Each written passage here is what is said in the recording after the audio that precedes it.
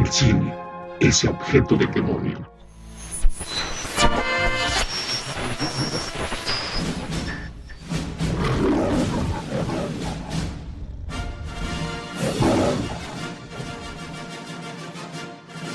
La historia está llena de travesuras y momentos especiales. Acá les voy a platicar de todo para entender las diabluras. No te vayas a espantar. Yo solo vengo a platicarte.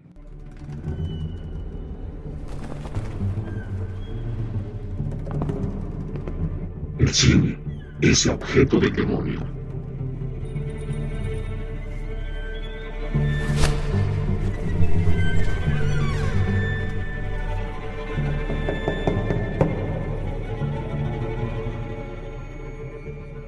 El origen del cine de comedia desde El regador regado, Buster Keaton y Charles Chaplin, hasta los grandes exponentes de la comedia mundial.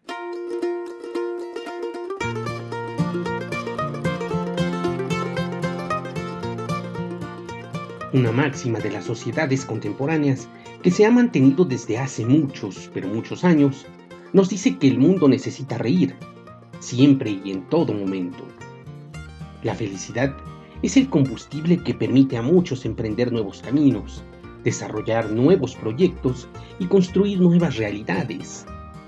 A finales de 1895, cuando los derechos de los trabajadores eran vulnerados por la necesidad de mano de obra que operaba la maquinaria que empujó sobre sus rieles a la revolución industrial, habían hecho latente que esta frase debería aplicarse, al menos para brindar un respiro emocional a la gran tensión de las extensas jornadas laborales que en la época imperaban.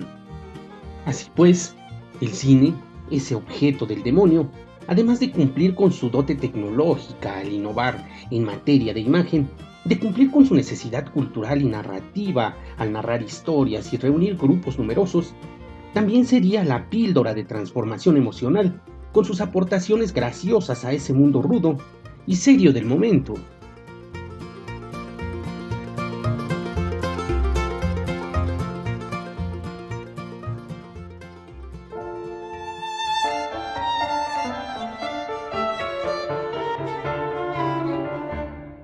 No cabe duda que el humor es un asunto claramente regional, temporal, cultural, político y económico, pues se limita a sí mismo por aspectos de clase social, edad, religión y hasta costumbres alimenticias. Lo jocoso de una imagen es completamente subjetivo, debido a que se vale del contexto que se vive y la posición en la que el individuo se encuentra para saber si le parecerá gracioso o atrevido. En este complejo entramado se encuentra la comedia, un género cinematográfico que puede hacer reír o generar molestia a quien la mira. Para muestra, el primer gag cinematográfico, es decir, el primer chiste visual de la historia llamado El regador regado, realizado por los hermanos Lumière para la presentación en Sociedad del Cinematógrafo en 1895. A una de sus vistas, los hermanos Louis y Auguste Lumière, que pareció llamar mucho la atención en aquella primera presentación del cinematógrafo, la llamaron El regador regado, que por cierto fue todo un suceso. La historia que contaba tenía una base argumental que permitía a los nobles espectadores aligerar la tensa experiencia que pudiera suponer observar a una locomotora avanzar de frente hacia sus ojos, aunque fuera proyectada en una pantalla blanca. Así pues, el cortometraje del regador regado fue considerado como el primer gag cinematográfico, es decir, el primer chiste visual de la historia. Nace como un corto documental que critica el mal humor de la sociedad de aquel tiempo, aunque de manera incidental, establece las bases de lo que posteriormente consideraríamos como el género cinematográfico más divertido, es decir, la comedia. En aquel cortometraje se presentaba a un jardinero queriendo regar sus plantas, cuya manguera no expulsa agua, y a un niño que está muy cerca de la llave, y quien con el pie obstruye la salida del líquido. Cuando el regador mira por el extremo que tiene de la manguera, el niño quita el pie donde obstruye el paso del agua, y el jardinero o regador resulta completamente empapado. Este cortometraje fue la adaptación de un cómic alemán de Hermann Vogel, y así nace el cine de comedia.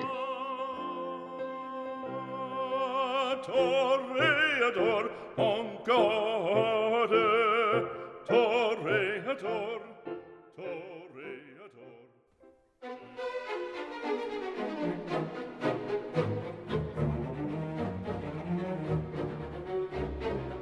A partir de este momento, la reciente industria cinematográfica se va diversificando en forma y contenidos.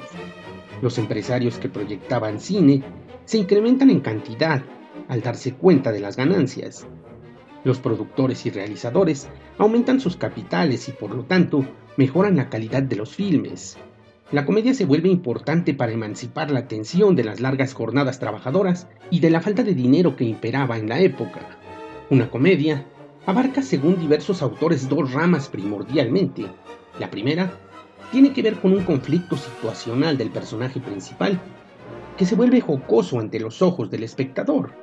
Y la segunda tiene que ver con un mundo creado por el cómico, que usualmente sirve para hacer sátira de algún personaje popular. Bajo esta lógica, Thomas Alva Edison reclamó la creación del género cinematográfico cuando presentó su kinetoscopio, aparato con el que pretendía competirle al cinematógrafo, aunque 2 años antes ya había mostrado el primer gag Los Lumière. En esa ocasión, proyectaba una vista en la que se había filmado uno de sus obreros, Freud Out, estornudando. El público lo vio y se echó a reír.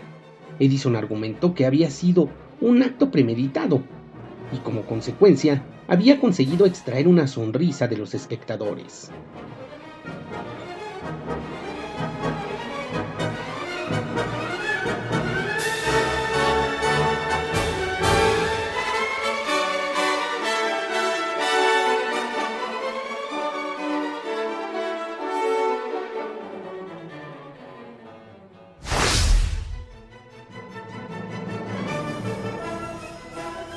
Un 4 de octubre de 1895, el mismo año en el que fue presentado el cinematógrafo en sociedad, aunque un par de meses antes, nació en el estado de Kansas un chico a quien nombraron Joseph Frank Keaton, hijo de 2 artistas teatrales, Joseph y Myra Keaton. Tan solo 2 meses después de que el futuro maquinista de la General abriera los ojos, los hermanos Lumière proyectaban en el Salón Indian del Gran Café de París la llegada del tren a la estación de la Ciotat. El niño que en algún momento de su vida sería un gran actor y director de cine mudo norteamericano, recién cumplidos sus primeros 6 meses de existencia, cae por accidente de las escaleras de su casa y es visto por el mago Harry Houdini, quien en esos años era colaborador de sus padres. El prestidigitador reclama "What a Buster", cuya traducción sería "menuda caída". Ahí nace el mito de Buster Keaton. Desde pequeño participó en el espectáculo de sus padres, aunque rápidamente fue atraído por la magia del celuloide y en 1917 se acercó al cine para rodar su primera película, El Carnicero, tras la cual dirigió varios cortometrajes protagonizados por el actor Faith Yabuko.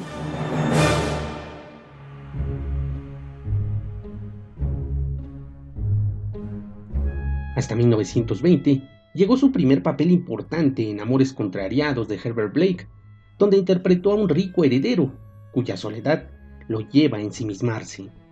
De 1920 a 1928 escribió, dirigió y en ocasiones hasta protagonizó 19 cortometrajes, entre los que destacan Una semana en 1920 y La mudanza de 1922, en los que daba vida a un personaje que estaba en constante lucha con la realidad que le rodeaba y a la cual no siempre le era fácil adaptarse, con el cual se hizo sumamente famoso.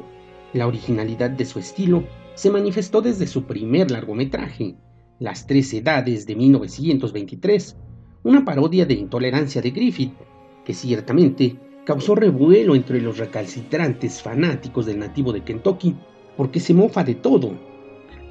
Durante la década de 1920 rodó otros 11 largometrajes, entre los que se encuentran algunas obras maestras de la historia del cine, justamente en la cúspide de su carrera, como La ley de la hospitalidad de 1923, El navegante de 1924, El maquinista de la General de 1927, Cameraman de 1928 y El comparsa de 1929, la cual narra el conflicto que vive una bella actriz de teatro, quien tras haber sido plantada por quien ella amaba, se casa por rencor con un obrero que la adora.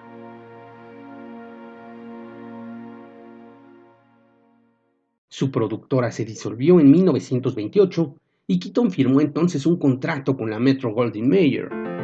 Al llegar a las filas de la Metro, tuvo que competir más de cerca con Charles Chaplin y Harold Lloyd, los otros dos fenómenos de la comedia de la época, pues compartirían empresa, aunque nunca tuvo mayor problema con ninguno de los dos. Por el contrario, su relación siempre fue de gran cordialidad. Sin duda, Buster Keaton marcó una época con su personaje impávido de absoluta solemnidad, aunque provocando todo tipo de carcajadas. Así es como más se le recuerda, en un oficio que exige decir mucho, la comedia, más aún en la época en que vivió, como digno representante del cine silente.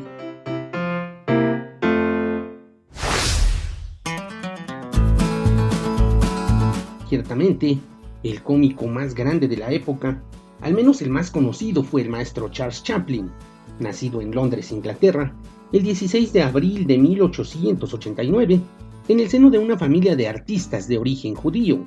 La trayectoria artística de sus padres innegablemente fue determinante para que Charles eligiera la vida del espectáculo, pues desde pequeño vio en ellos a las figuras a seguir y también de ellos heredó el talento.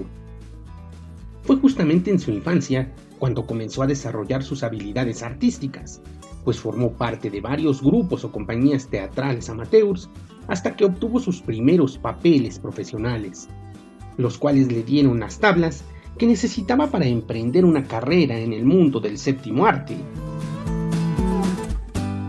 Por una necesidad artística, se trasladó a Hollywood, donde en 1914 estrenó su primer cortometraje llamado Carreras Sofocantes, donde personificó a su más grande personaje, Charlotte, el vagabundo, el cual llevó a alturas insospechadas el resto de su carrera. Charlotte el vagabundo era un interlocutor ingenuo y tierno, que durante otros filmes fue bailarín, camarero, ladrón elegante, falso dentista, prestamista, emigrante, tramoyista de cine, etc., aunque dejó de interpretarlo en 1925 en la cinta La Quimera de Oro. En 1929 ganó su primer Oscar por El Circo y 2 años más tarde estrenó la maravillosa Luces de la Ciudad de 1931, que por cierto también la dirigió.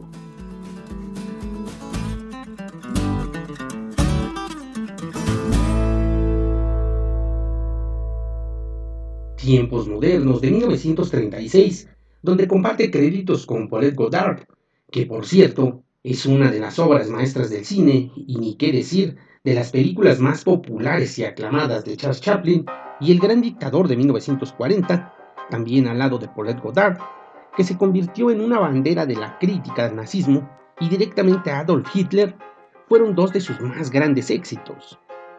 Finalmente, la otra cinta que valió los reflectores fue Candilejas, de 1952, en la que también se muestra como un feroz crítico de la sociedad moderna originada tras la Revolución Industrial. Y precisamente por ello, 3 años antes, tuvo que declarar ante el Comité de Actividades Antinorteamericanas que ordenó su detención tras regresar de un viaje de Europa. Esta falta de amor por la nación norteamericana y el constante acoso de las autoridades estadounidenses impulsó a Chaplin a expresar su resentimiento a través de la película Un rey en Nueva York de 1957. Uno de los más grandes cómicos de la historia del cine, se casó 4 veces en su prolífica vida. Primero con Mildred Harris, luego con Lita Grey y después con Paulette Goddard y finalmente con Oona O'Neill. Con todas ellas tuvo 11 hijos. Un 25 de diciembre de 1977, la llama de Chaplin se extinguió a la edad de 88 años, dejando un legado de valor incalculable a través de las más de 70 películas que dirigió y protagonizó. Y así, el cine, ese objeto del demonio, capturó en sus metrajes la vida de los 2 grandes que originaron la comedia, Buster Keaton y Charles Chaplin.